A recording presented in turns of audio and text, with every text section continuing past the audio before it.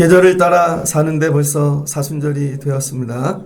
사순절 속으로 깊이 들어갈 수 있게 오늘 사순절의 문을 열어주시고 사순절에는 살아나는 은혜를 주세요. 각자 죽을 문제 어려운 것들, 인식하지도 못하는 무너져가는 것들이 예수 그리스도 십자가를 통해 살아나는 은혜를 소망합니다. 사순절을 마쳤을 때 주님이 나를 살려주셨노라 고백되어지는 생명의 사순절 되게 하여 주옵소서.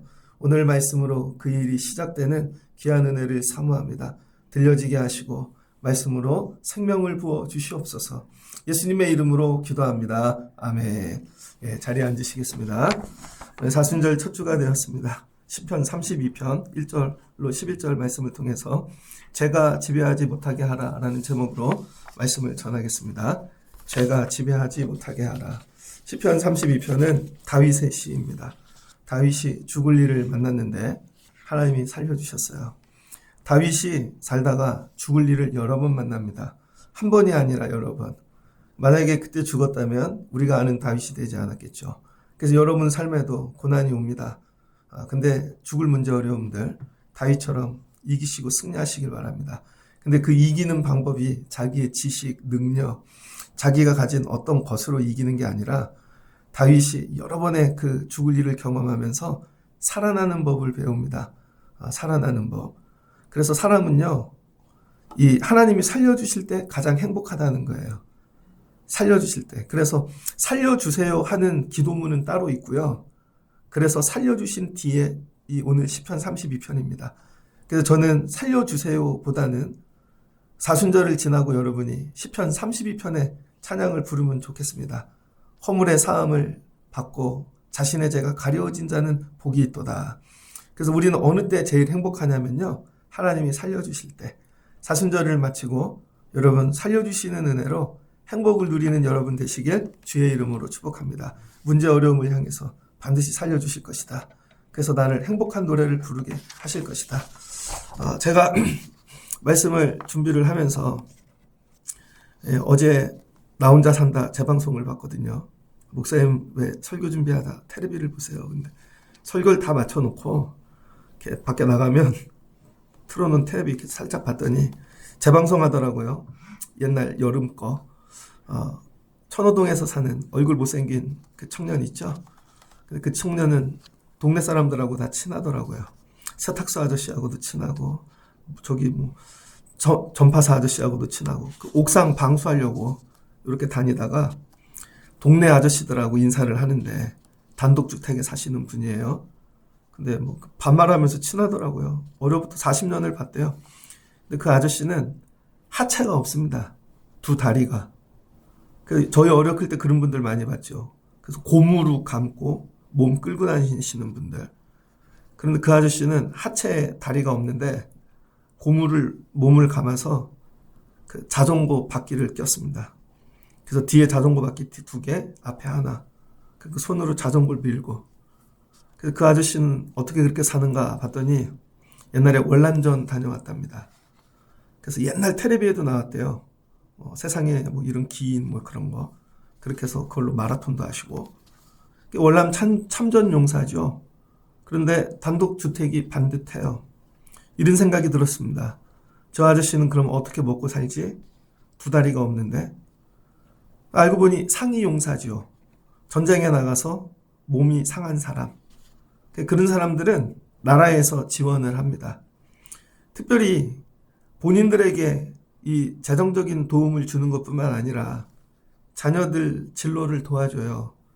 그래서 아이들 학교 갈 때 그런 거 있죠. 상위 용사 우리 자녀들, 그 다음에 공무원, 군무원, 소방사, 군인 자녀들은 학교 혜택을 주죠. 저도 아이를 기르는 입장에서 경쟁을 할 때 그런 자리가 저렇게 많이 줘야 되나? 그런 생각을 해봤거든요. 그런데 그분 그 스토리를 보니까 그게 맞는 것 같아요. 젊어서 나가서 여러분 두 다리를 다 잃고 나라 민족을 위해서 왜 싸웠을까요? 그럼 나라가 이렇게 하는 거죠. 나라가 고마워, 감사해. 나라를 위해 몸 바쳐 싸워준 거. 충성했지? 그럼 나라가 이거죠. 책임져 줄게. 이게 좋은 나라예요. 근데 세월이 지나 지금은 전쟁이 없지만 우리 주변에는 이런 상위 용사나 나라에 충성했던 그런 분들의 자제들이 많이 있습니다. 여러분들이 그런 분들을 귀하게 여겨야 돼요. 전쟁에 나갈 때 이런 마음 갖고 나가는 거죠. 내가 여기서 죽어도 우리 애들은 나라에서 책임져 줄 거야. 그런 마음이 없다면 내가 여기서 죽으면 개죽음 당해. 그럼 우리 애들은 누가 책임져 주지? 그러면 나가서 싸우지 않겠죠. 그래서 그분 사는 걸 이렇게 보는데 나이가 많으신데도 두 다리가 없는데 야, 그 손 두 개만 가지고 사는 모습을 볼 때 참 감동이었습니다. 그래서 그런 분들의 자제들은 학교도 특례 입학시켜주고 회사도 취직시켜주고 좀 부족해도 그거죠. 그럼 옆에 있는 사람들이 물어요. 너는 나보다 공부 못하는데 어떻게 이런 학교를 왔어? 너는 나보다 실력이 안 되는데 어떻게 이런 직장으로 왔고? 그거죠, 여러분. 그런데 나는 우리 아버지가 나라를 위해 몸 바쳐 싸우시고 죽으셨더니 나도 몰라 그냥 이렇게 됐어. 이거예요, 여러분. 이게 하나님 나라에도 이런 원리가 적용된다는 거예요. 하나님 나라에도. 하나님께 충성한 자들은요, 본인들은 몰라요. 충성한 자들, 하나님께. 본인은 충성하고 죽었어요. 가난하게 죽고, 정말 비참하게 죽고. 하나님이 그런 자들의 자녀들에게 천대까지 복을 주신다는 거예요. 주변에 이런 분들이 있습니다. 저 집을 보면 왜 잘 되지? 분당 우리 교회 이찬수 목사님이 얘기하시잖아요. 자기는 실력도 없고 목소리도 이상하고 목회가 잘 되는 게 희한하죠. 그분은 교육학을 전공했어요. 그래서 설교가 늘 티칭이죠. 보면 성경 주석도 부족하고 신학적으로 보면 부족한 게 되게 많아요. 이렇게 목회하는 입장에서 보면. 근데 그분 교회가 막 부흥해요. 왜 그럴까요? 아버지가 개척교회 하다가 40일 금식 기도 중에 죽으셨거든요. 그러니까 하나님이 내 나라를 위해 충성하다 죽었는데 내가 당연히 네 자녀 책임져 주지. 이거예요, 여러분. 또 유기성 목사님 계시죠? 우리 감리교회. 그분도 성남의 선한목자교회. 30대부터 목회를 잘하셨습니다. 왜 그분은 목회를 잘했나? 제가 그분하고 식사를 했어요. 저희 아버지 교회 부흥회를 오셔서 30대에 저희 아버지가 그날 밥을 대접하는 순서여가지고 저기 워커힐 호텔에 가서 고기를 사드렸습니다. 그래서 목사님들 다 가는데 저를 데려가셨어요. 목사님이 얘기하시더라고요. 원로 목사님하고 이렇게 하는데 그때 저희 원로 목사님이 해병대 1기셨어요. 북한 분에서 내려오셔서. 그랬더니 그 아버님을 아시더라고요. 그러더니 할아버지를 아셔. 그랬더니 그 할아버지는 일제시대 때 순교하셨고 그 아버님은 6.25 때 순교하셨고 자기가 4대래요. 4대. 본인도 고난을 많이 당했지만 하나님이 왜 이렇게 목회의 은혜를 주시는가? 자기 능력이 아니라는 거죠. 우리는 모르지만 우리 조상 중에 누군가 하나님 나라에 충성된 자가 있다는 거예요. 제가 아는 목사님이 있습니다. 목회가 풀리지 않아요. 되게 어려워요. 근데 어느 날 갑자기 하나님이 목회지를 귀한 곳으로 옮겨주시더라고요. 근데 그 교회를 가기 위해 본인도 금식하며 기도를 해요. 많은 분들이 지원을 하니까. 근데 기도 중에 하나님이 환상을 보여주시더라는 거예요. 그 강다상에서 설교하고 있는 자기 모습을. 내가 이게 될 사람이 아닌데, 부족한데, 여러 가지가. 근데 하나님이 깨닫게 하시더래요. 자기 친척 중에 유일하게 목사님이 한 분 계셨는데, 외삼촌. 그분이 자기가 지원한 교회하고 똑같은 크기, 그것도 옆 동네. 그 교회에서 70년대인가 목회하시다. 교회를 위해 40일 금식하다 돌아가셨다는 거예요. 그래서 하나님이 내가 그걸 기억하고 있어. 근데 그 외삼촌은 목회하는 후손들이 없어요. 그래서 하나님께서 그래서 너를 그 자리에 앉히는 거야. 그래서 눈물이 나더라는 거예요. 이게 내가 해서 되는 게 아니라 하나님께서 충성된 우리 외삼촌을 보시고 여러분 이게 하나님 나라의 원리라는 거예요. 그래서 여러분 충성하면 복 주는 거나 이게 아니라 하나님 말씀에는요 원리가 있다는 거예요. 원리. 하나님이 여러분에게 말씀을 주시는 건 깨닫게 하고 지혜 있게 하고 어떤 걸 세상적인 그런 게 아니라는 거예요. 말씀이 살고 죽는 원리라는 거예요. 사람은 어디에서 살죠? 지구. 그래비티라는 영화가 있죠. 지구 밖으로 나가면 뭐가 없어요? 중력. 죽죠. 우주선을 타고 밖에서 일하다 우주선이 망가졌어요. 그래서 혼자 살려고 중력 안으로 들어와야 사는 거예요. 중력 안으로. 중력이라는 원리로.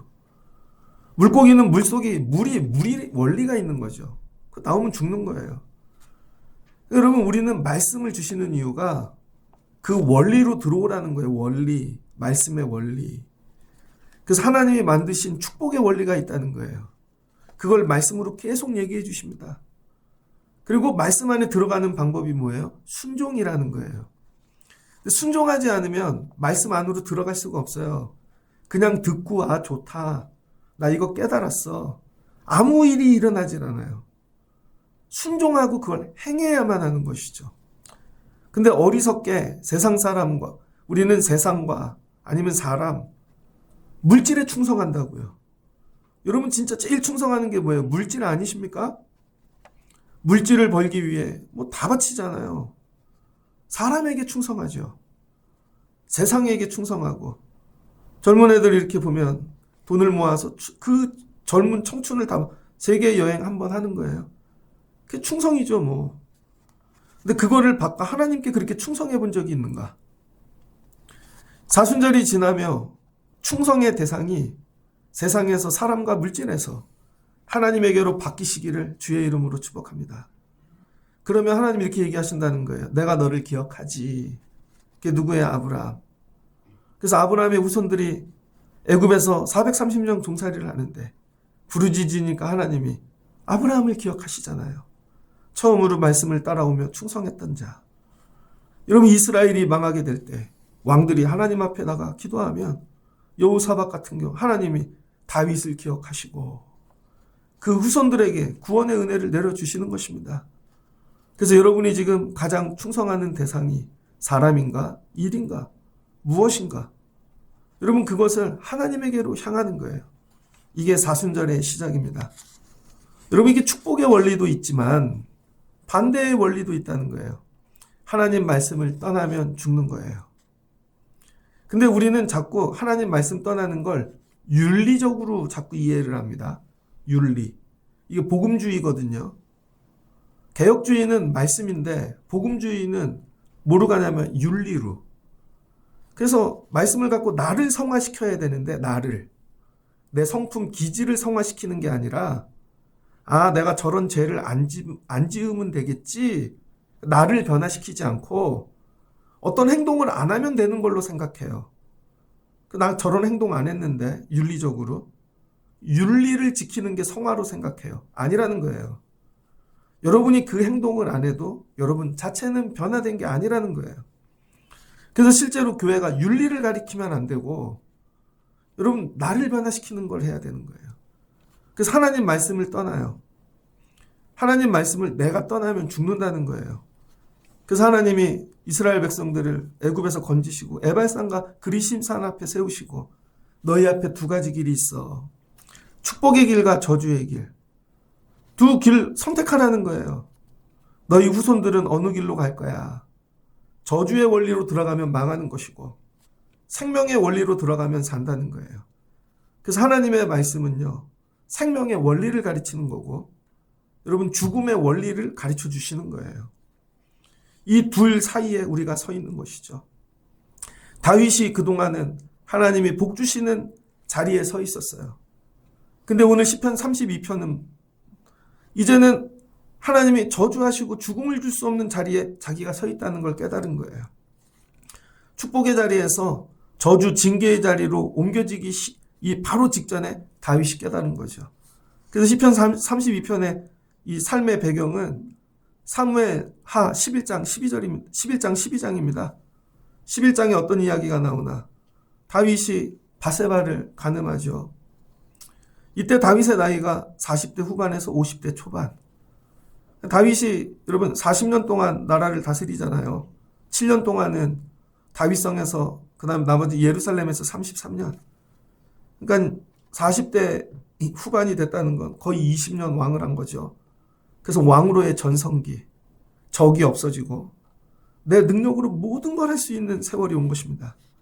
그럴 때 다윗이 뭐를 하는가? 밧세바를 범하는데 그때 여자들은 15세에서 18세에 결혼했다는 거예요. 그래서 밧세바의 나이는 15세에서 18세가 아닐까. 근데 어떻게 해요?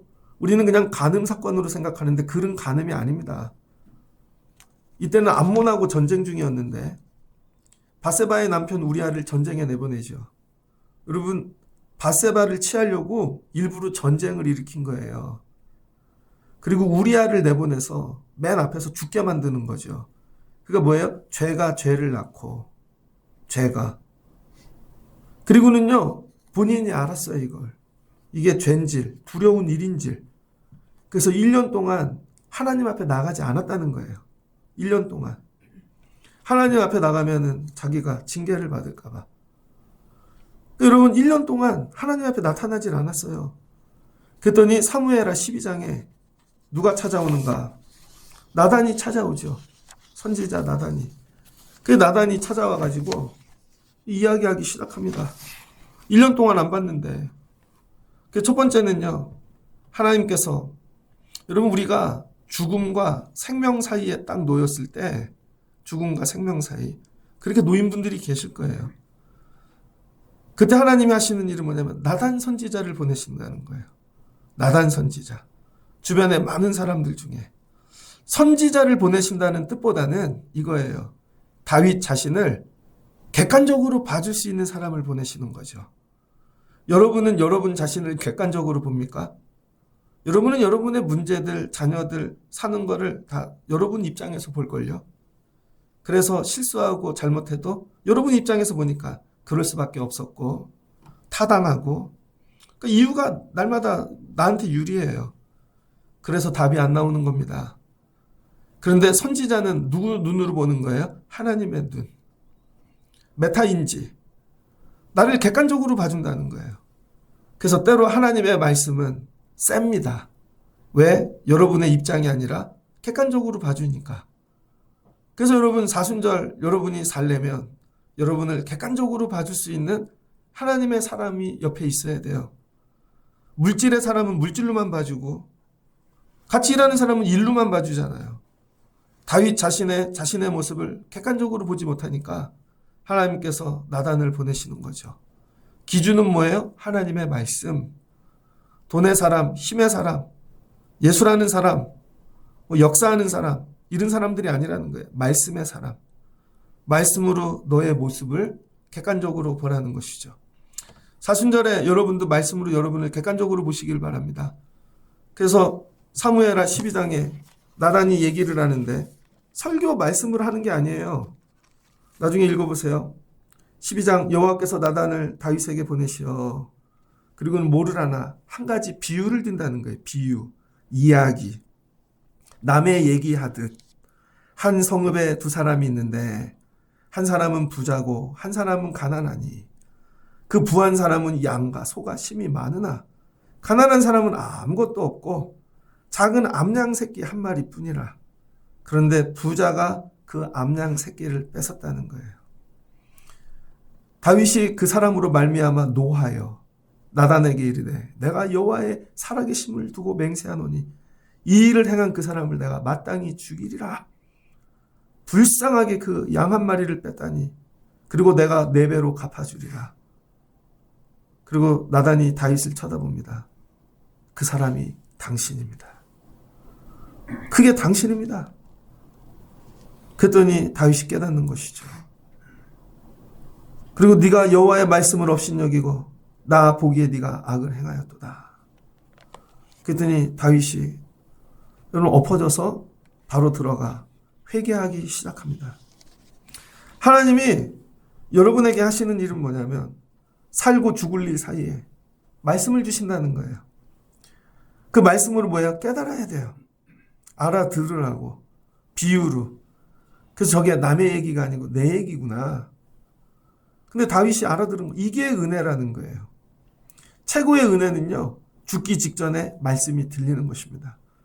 여러분들이 사순절에 하나님의 말씀이 들려지시길 주의 이름으로 축복합니다. 그래서 다윗이 즉시로 방으로 들어갔는데, 침실, 거기를 뭘로 만들어요? 회개의 방으로 만듭니다. 회개의 방. 다윗이 삶의 위기를 많이 만나요. 그럴 때마다 다윗이 살아나는 비결이 뭐냐면, 예배도 드리지만 아니에요, 여러분. 다윗이 살아나는 비결이 회개예요, 회개. 그래서 다윗은 회개로 살아나는 법을 배웠습니다. 여러분이 삶의 위기 가운데, 죽음 가운데 살아나는 비결이 뭐라고요? 회개. 근데 우리는 회개를 할 줄 몰라요.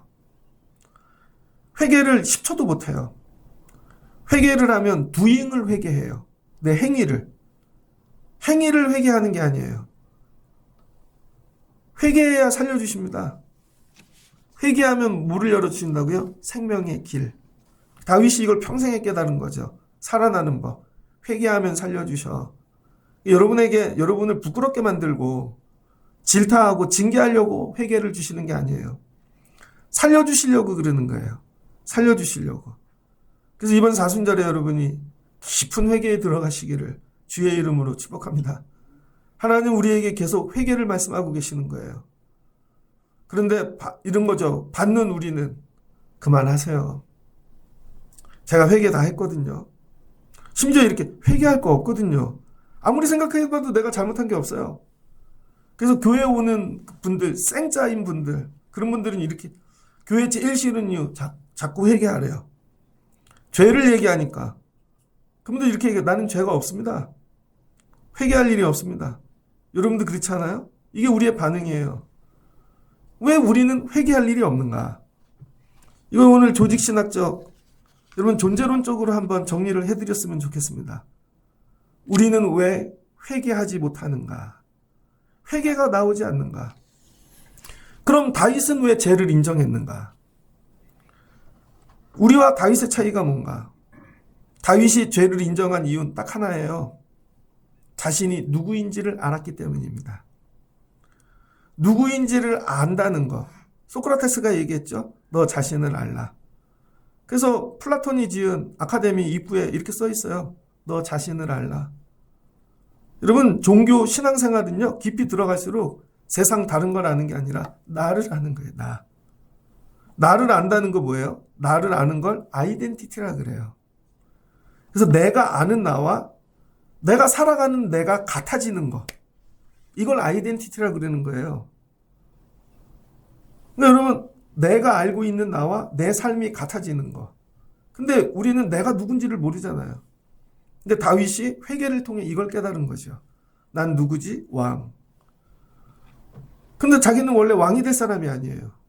근데 하나님이 사무엘을 통해 기름을 부어주셨죠. 어노인팅. 구약에서 기름 부음 받은 자는 딱 세 종류의 사람들입니다. 첫 번째는 제사장이고, 두 번째는 예언자고, 세 번째는 왕이죠. 기름 부음 받았다는 건 뭐예요? 구별하셨다는 것이죠.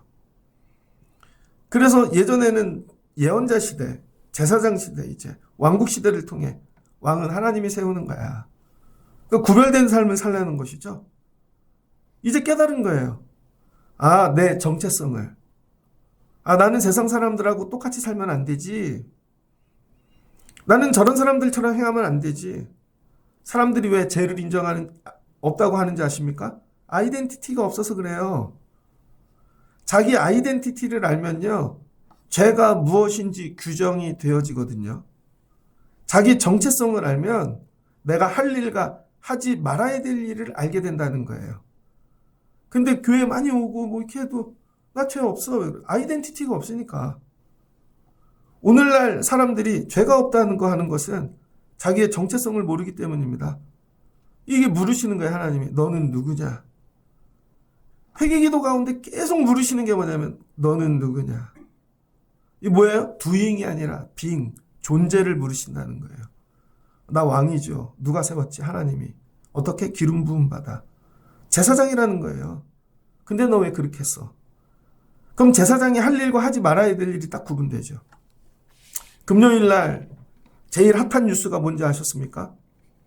산림청장이, 여러분 자리에 쫓겨났거든요. 산림청장. 이분이 분당에 살아요. 면직 이유는 음주운전.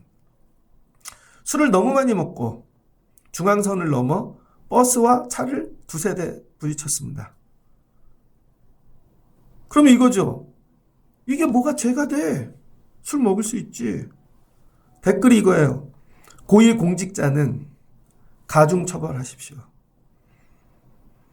이거죠. 자기가 나 고위공직자야. 정체성이 없으니까. 거꾸로죠. 우린 고위공직자 되면 마음대로 해도 돼. 근데 내가 고위공직자야 그러면 할 일과 하지 말아야 될 일이 딱 구분되죠. 그게 정체성이에요. 자신의 신분, 전책성을 망각해서 여러분 이게 죄가 나오는 거죠. 사람들이 정체성을 알면 죄가 뭔지를 알게 된다니까요. 그래서 이분 면직됐어요. 댓글이 저건 한두 번 해본 솜씨가 아니다. 이 얘기죠? 예전 뉴스입니다. 22살 먹은 젊은 엄마가 아이를 낳았어요. 22살에. 애가 5, 6개월밖에 안 됐습니다. 근데 이 엄마가 100일 정도 밖에 안 나간 거죠. 미치겠는 거예요. 클럽에 가고 싶어. 그 친구들에게 전화를 합니다. 야, 오늘 다 모여. 오늘 이태원 간다. 춤추러. 클럽에 갔어요. 술 먹고 시컷 놀고 왔더니 애가 죽었습니다. 진짜로. 그 엄마에게 물어요. 왜 그랬냐고. 나는 젊잖아요. 나도 아직도 청춘이 있고. 나도 클럽에 가고 싶다고요. 왜 그래요? 엄마라는 정체성이 없는 거죠. 엄마라는 정체성이 있었다면 엄마로서 할 것과 하지 말 걸 알겠죠. 그러면 뭐가 죄고 뭐가 여러분 선인지를 알겠죠. 누군가 가르치지 않은 거예요. 너 이제부터 엄마야. 엄마는 이런 일을 해야 돼를 가르치지 않은 거죠. 그래서 엄마로서 할 것과 하지 말 것을 구분하지 못하니까 죄가 뭔지 모르니까 죽는 거예요. 한동안 옛날에 많이 뉴스에 나왔죠. 의사들. 개인 병원을 해서 돈을 많이 벌었습니다. 특별히 강남에 가면 성형수술뿐만 아니라 허리수술 이런 거. 봤더니 의사는 하나인데 돈을 잘 버는 이유가 유명한 대학병원에서 퇴직한 분들을 갖다가 얼굴을 걸어놔요. 근데 상담은 그분들이 하는데 마취를 하면 다른 사람이 들어오는 거예요. 그분들은 얼굴 간판만 하고. 그래서 누가 수술하나 봤더니 간호조무사. 그래서 허리가 망가져요. 행정직원, 의료기 회사 직원이 와서 그래서 사람이 죽어요. 이게 의사로서의 정체성이 없는 거죠. 의사는 돈 버는 사람이 아니라 생명을 살리는 사람이라는 정체성이 없으니까 돈 벌기 위hen 아무거나 해도 돼. 그러니까 뭐예요? 죄를 구분하지 못하는 거죠. 사람이 망하는 이유가 어디에 있나? 오늘날 많은 사람들이 교회를 다니면서도 죄를 깨닫지 못하는 이유. 자기의 정체성을 모르기 때문에 그래요. 그래서 하나님께서 우리에게 제일 먼저 가르치기 원하시는 게 뭐냐? 복이 아니라는 거예요. 하나님과 함께하면 복을 얻어가 아니고 하나님이 제일 먼저 가르치기 원하시는 것은 우리의 정체성이라는 거예요. 그게 이사야 43장입니다. 이스라엘 백성들이 바벨론의 포로로 갔습니다. 하나님 잘 살게 해주세요.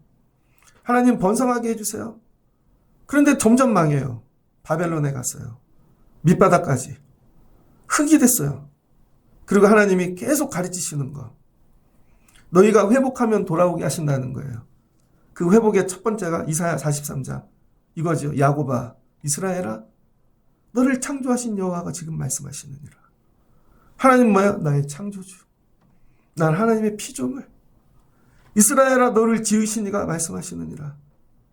너는 두려워하지 말고 놀라지 말고 내가 너를 지명하여 불러넣은 내 것이라. 우리의 정체성은 뭐예요? 나 하나님이 창조했어. 나 하나님 거야. 나 하나님이 불렀어. 이거예요, 여러분. 근데 우린 이게 없죠. 나 하나님 거야. 나 하나님이 창조했어. 이게 없는 거예요. 그래서 망한 사람이 누구죠? 아담. 하나님이 창조했는데 하나님 거라는 마음이 없는 거예요. 그러니까 누구랑 놀아요? 사단하고 놀죠. 사단이 와서 계속 얘기해요. 야, 너도 하나님처럼 될 수 있어. 이거 먹어. 왜? 자기 아이덴티티가 없으니까. 그러니까 망하는 거예요, 여러분. 여러분이 왜 망하는 줄 아십니까? 정체성이 없으니까. 그래서 하나님이 얘기하세요. 넌 내가 창조했고 너는 내 것이고 내가 너를 구속하였고 너를 불러 너는 내 것이라. 여러분이 아무리 힘들고 어려울 때라 나 하나님 거야. 나 선악과 먹지 않을 거야. 나 하나님 거야. 나 죄짓지 않을 거야. 네가 물 가운데 지날 때 내가 너와 함께 하실 것이고 강을 건널 때 내가 너를 지킬 것이며 불 가운데 지날 때 불꽃이 너를 사르지 못하고 나는 네 여호와 하나님이라. 그 하나님이 얘기하세요.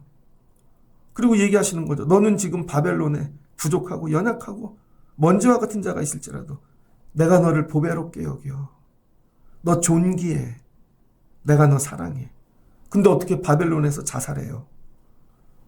근데 어떻게 바벨론에서 내가 다 내려놔요? 아니라는 거죠. 남들이 뭐라 할지라도 내 정체성은 난 귀한 자야. 하나님이 나 사랑하셔. 이거를 뭐 하는 거예요? 애들에게 가르치라는 거예요. 두려워하지 말라. 내가 너와 함께함이라. 놀라지 말라. 나는 너의 하나님이 됨이니라. 그래서 애굽에서 나오고 하나님이 모세를 통해 율법을 주시죠. 그 율법이 우리를 괴롭히려고 주신 게 아니라 정체성을 가지라는 거예요. 정체성. 너 하나님의 사람이야. 너는 예배를 위해 창조된 자야. 나와 함께 할 거야. 이걸 어떻게 하라는 거예요? 아침에 눈 뜨고 가르치고 밥 먹으면서 가르치고. 왜? 정체성만 가르쳐 놓으면 산다는 거예요. 그래서 아이들에게 문지방에서 가르치고 누울 때 가르치고 천장에 써서 가르치고 옷에 써서 손에 글씨를 적어서 애들이 정체성을 잃어버리니까 망하는 거예요. 그래서 하나님이 제일 하시는 게 무조건 가르쳐. 정체성을. 그 다음 가르치시는 게 나는 그리스도인이야. 난 하나님의 자녀야. 난 거룩한 제사장이야. 여러분 이 정체성만 있으면요. 나가서 죄짓지 않는다는 거예요. 내가 하나님의 자녀인데 어떻게 술집 가서 술을 먹나? 내가 하나님의 자녀인데 어떻게 음란한 데를 가나? 내가 하나님의 자녀인데 내가 어떻게 사기를 치나? 내가 하나님의 자녀인데 어떻게 사람을 괴롭히나? 이거죠.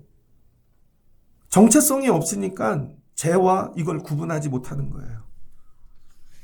정체성을 발견한 사람들은요. 예배당에 오면 자기의 죄부터 자백합니다. 하나님, 제가 일주일 동안 하나님의 자녀로 살지 못했어요. 제가 거룩한 제사장이 되지 못했어요.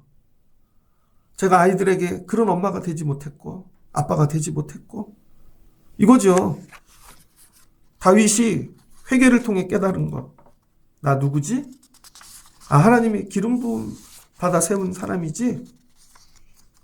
이게 깨달아지니까 하나님 제가 왕의 노릇을 잘못했어요.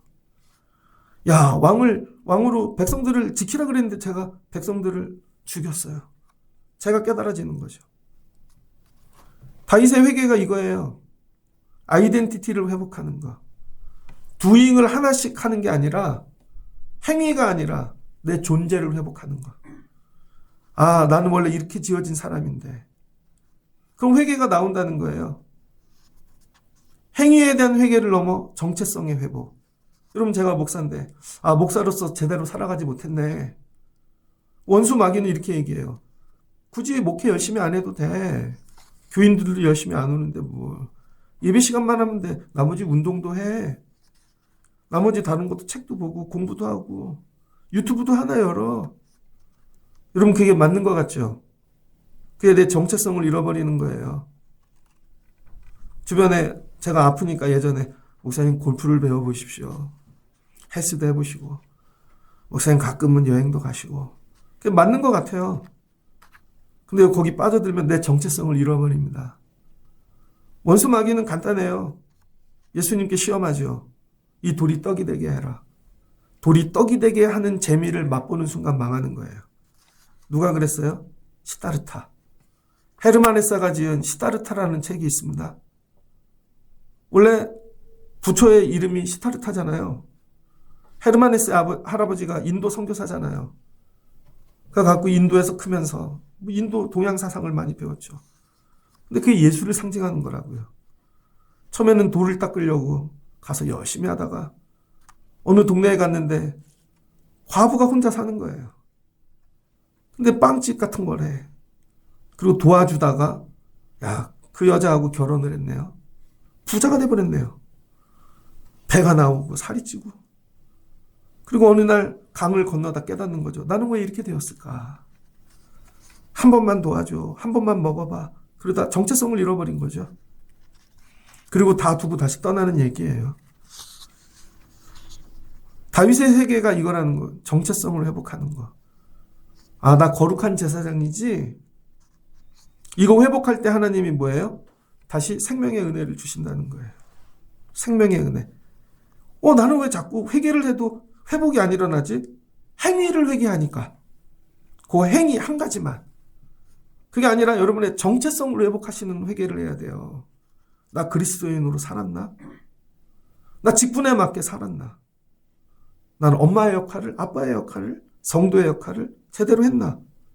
직분 주신 것을 감당했나? 안 했잖아요. 그러니까 뭐예요? 생명에서 저주로 옮기시는 거죠. 이번 사순절을 지나며 여러분 자신의 믿음의 정체성이 회복되시기를 주의 이름으로 축복합니다. 하나님께 주신 정체성을 회복하고 거기에 생명을 거는 거예요. 충성하는 거예요. 나가 싸워 두 다리를 잃듯 전쟁하듯이. 그럼 하나님이 대를 이어 생명으로 응답해 주신다는 거죠. 그래서 아담에게 물어요. 너의 정체가 무엇이냐? 아담이 대답해요. 저는 그냥 사람인데요. 그 두 번째 아담이 오시죠. 예수님. 예수님께 마귀가 계속 물어요. 아담은 한번 해봤으니까. 그 예수님이 얘기해요. 넌 누구냐? 나 하나님의 아들이지. 하나님의 아들 이 정체성 하나를 지키기 위해 생명을 거시는 거예요. 그게 고린도전서 15장입니다. 고린도전서 15장 10절. 그러나 죄송합니다. 17장입니다. 17장 47절. 첫사람은 땅에서 났으니 흙에 속한 자이거니와 둘째 사람은 하늘에서 나셨느니라. 무릇 흙에 속한 자들은 저 흙에 속한 자와 같고 무릇 하늘에 속한 자들은 저 하늘에 속한 자와 같으니 우리가 흙에 속한 자의 형상을 입은 것 같이 또한 하늘에 속한 이의 형상을 입으리라. 그리고 뭐예요? 혈과 육의 싸움이 있다는 거예요. 이거를 완성시킨 게 히브리서죠. 히브리서 2장을 보면 그래서 그 예수님이 뭐예요? 보내신 두 번째 아담, 우리의 영원한 대제사장이 되셨다는 거예요. 그래서 히브리서 3장 6절 그리스도는 하나님의 집을 맡은 아들로서 하나님의 집을 맡으셨대요. 그 사명 감당하는 거예요.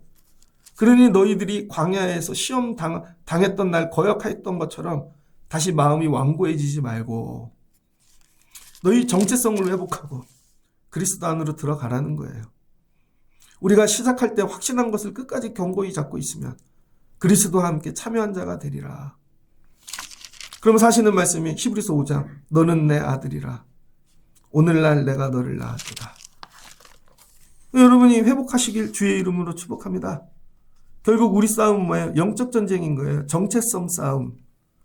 정체성을 끝까지 붙잡는 자는 승리하는 것이고 정체성을 내려놓는 자는 망하는 거예요. 이걸 아이들에게 가르치라는 거예요. 어려부터. 저는 우리 친할머니를 별로 안 좋아했거든요. 왜냐하면 저희는 어제 통장님이 와서 고향이 어디냐고 벽제예요. 그럼 벽제 국민학교 초등학교 저희 다 친척이에요. 할아버지 위에 할아버지 세대부터 쫙 전부 거기 선산만 지키는 종갓집이 있어요. 그 집에 가면은요. 큰 아들들은 다른 거 안 해.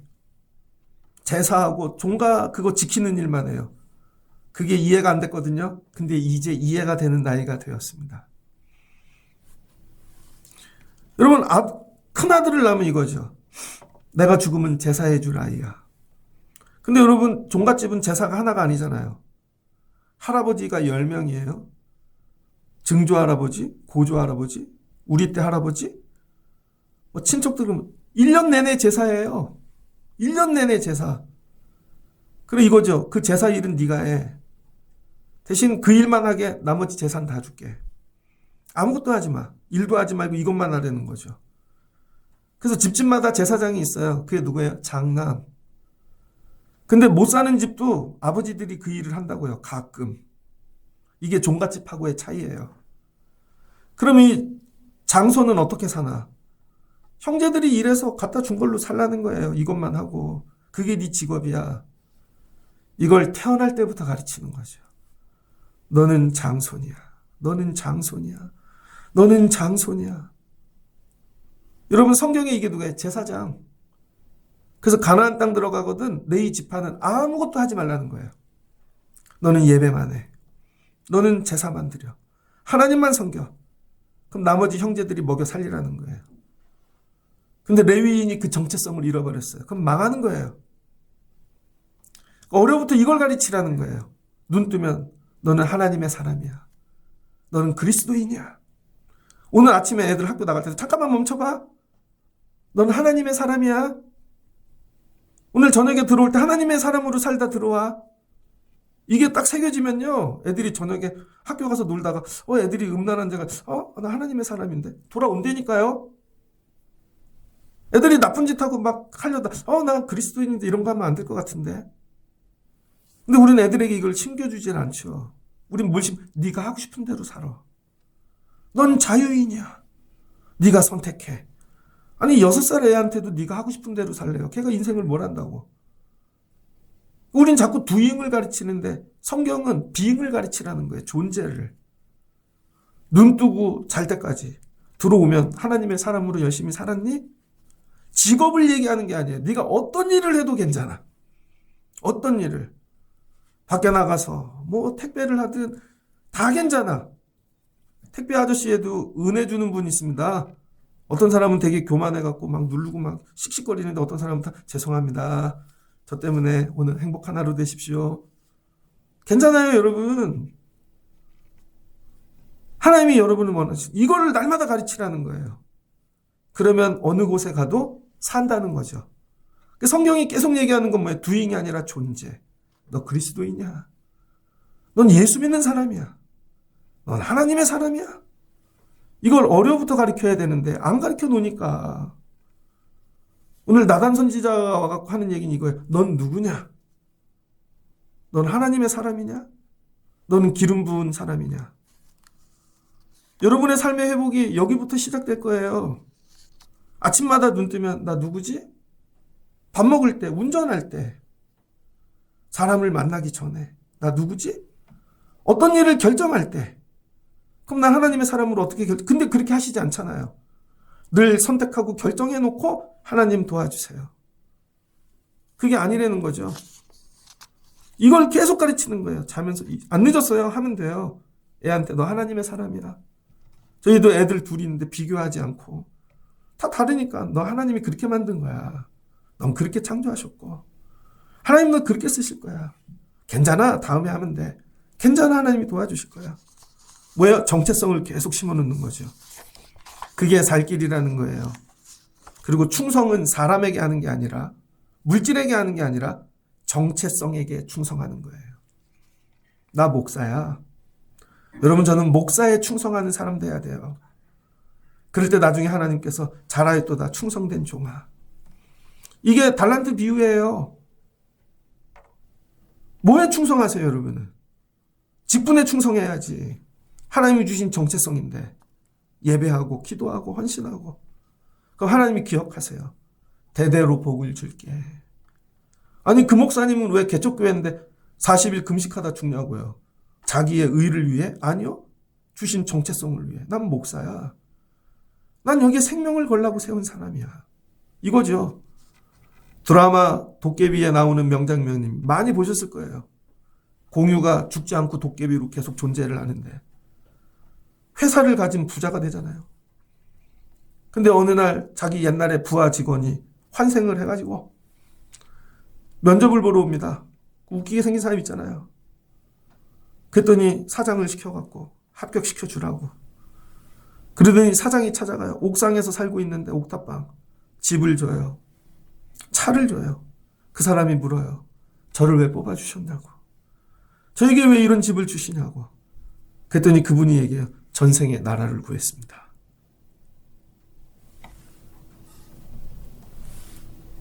그랬더니 공유가 옆에서 보면서 울어요.